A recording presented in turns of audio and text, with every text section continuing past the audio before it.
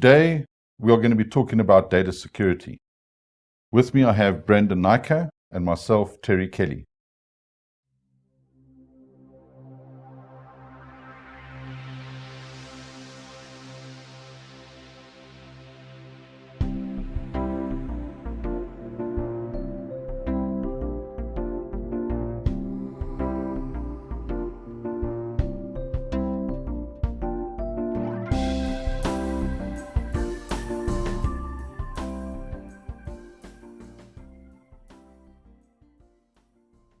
As you're well aware, information is a very valuable asset, and it is the company's lifeblood. You have to be able to control it, you have to be able to manage it, and ensure that it is safe and secure within your environment.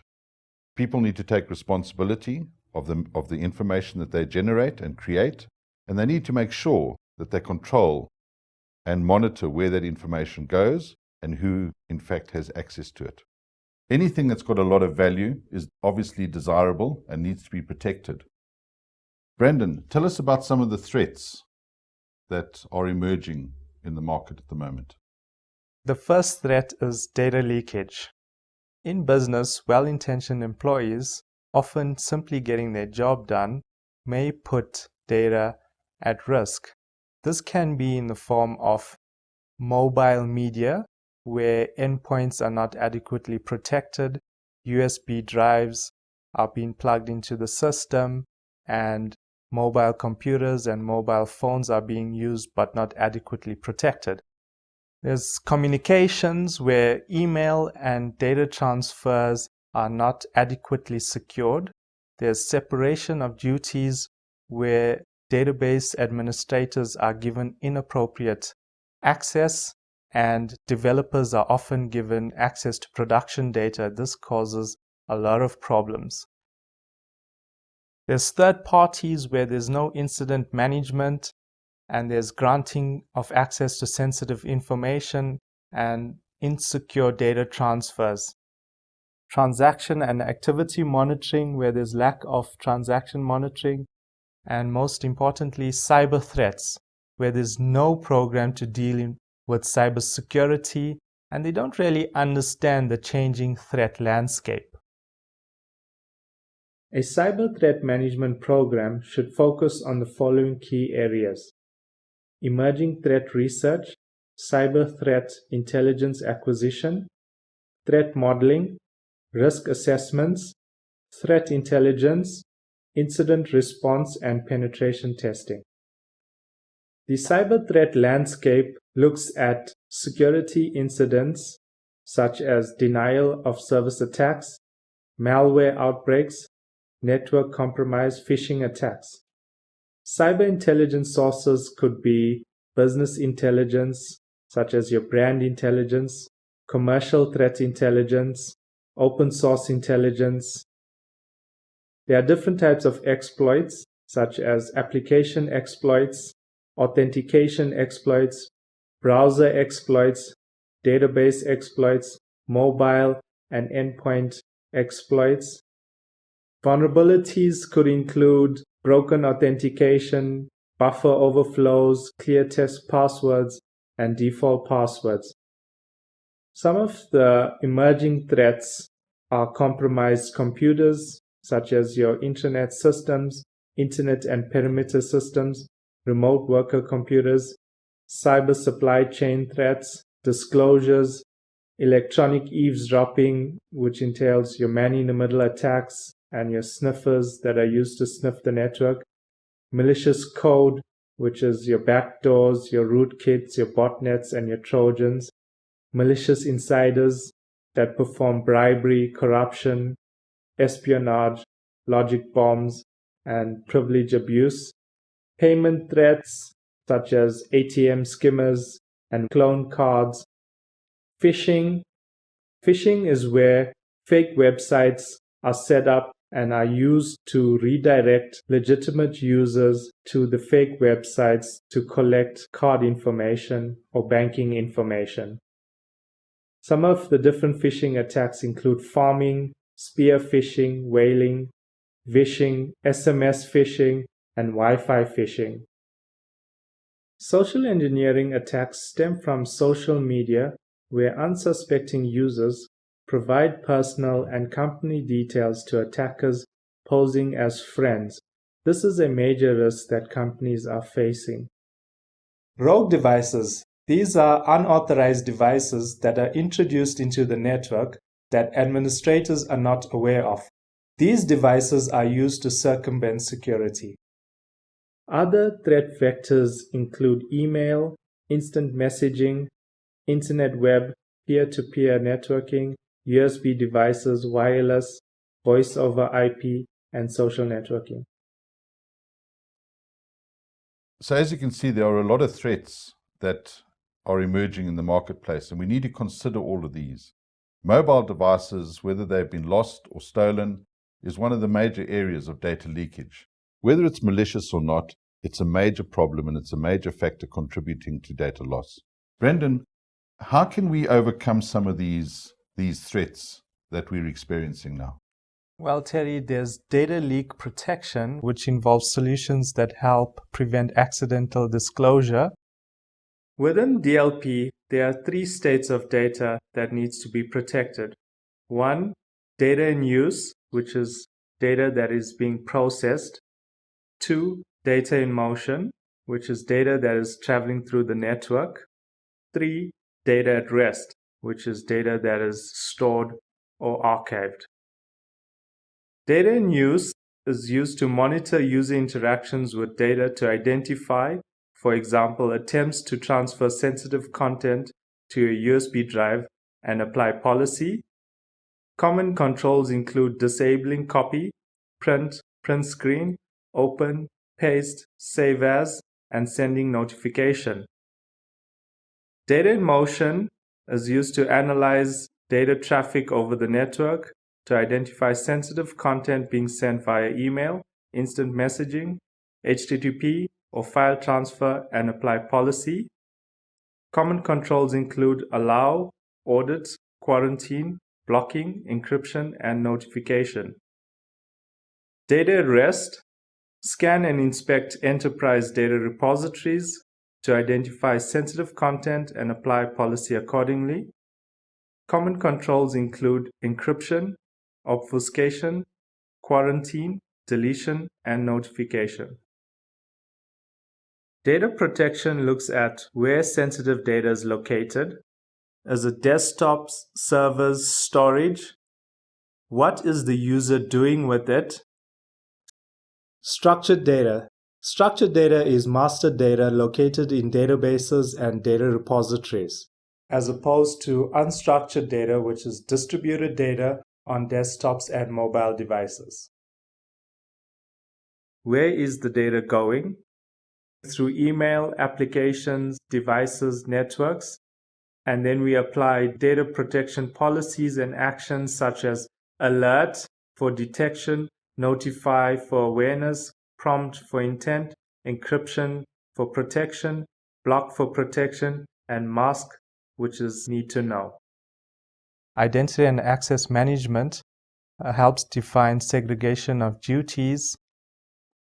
The 4 key areas of identity and access management is authoritative source and identity repository, provisioning and administration, access management, and user access review. An authoritative source is an authorized origination point that generates events for creating user identity. An identity repository serves as a storage container for identity data and facilitates the passing of this data to and from other business applications. Provisioning establishes the appropriate access rights for systems and applications. Administrative capabilities include add, update, change, and terminate user entitlements from a central user interface. Access management manages end-user entitlements with rules-based authentication for authorization of users. And user access review looks at periodic audit of user access to confirm users have appropriate access to applications. The key benefits of having an established identity and access management system provides only the access that is needed for users when they join, leave, move, or change, facilitates cleanup and removal of all access assigned to the user when they leave and/or terminated, and increases efficiency in performing user access reviews. These are all key elements for achieving security and privacy. And endpoint protection that protect mobile devices and your endpoints. Was that to protect the notebook and the Endpoint cell phone and all the protections. mobile stuff? Mobile devices and so forth. And network access control to protect data in motion, and enterprise encryption, that tools for protecting data at rest, and database activity monitoring, tools for monitoring user and administrator activity.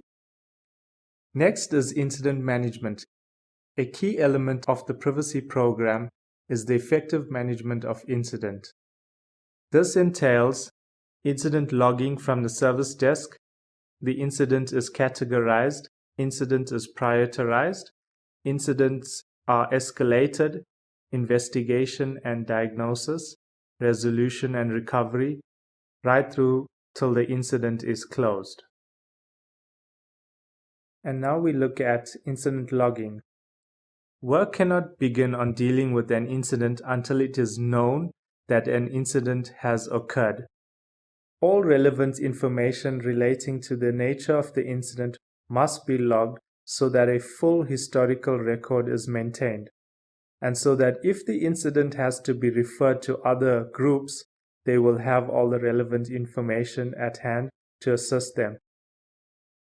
Next, incident categorization. Part of the initial logging must be to allocate suitable incident categorization coding so that the exact type of the call is recorded. This will be important later when looking at incident types, frequencies, to establish trends for use in problem management. Next is incident prioritization. Another important aspect of logging every incident is to agree and allocate an appropriate prioritization code. Prioritization can normally be determined by taking into account both the urgency of the incident, which is how quickly the business needs a resolution, and the level of impact it is causing. The next part of the incident management process is incidents need to be escalated. As soon as it becomes clear that the service desk is unable to resolve the incident itself, the incident must be immediately escalated for further support. If the organization has a second-level support group and the service desk believes that the incident can be resolved by that group, it should refer the incident to them. Please note that incident ownership always remains with the service desk, regardless of where an incident is referred to during its life.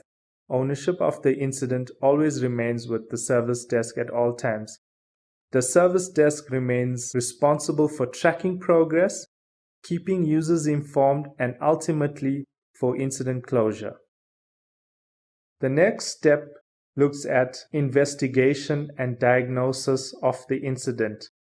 Each of the support groups involved with the incident handling will investigate and diagnose what has gone wrong, and all such activities, including details of any actions taken to resolve or recreate the incident, should be fully documented in the incident record so that a complete historical record of all activities is maintained at all times. The next process involves resolution and recovery of the incident. When a potential resolution has been identified, this should be applied and tested. The specific actions to be undertaken and the people who will be involved in taking the recovery actions may vary, depending on the nature of the fault. And lastly, incident closure. The service desk should check that the incident is fully resolved and that the users are satisfied and willing to agree the incident can be closed. The service desk should also carry out a user satisfaction callback or email survey for the agreed percentage of incidents so that it could be used for further references to the incident. And data redaction, which is to provide obfuscation in case data is leaked.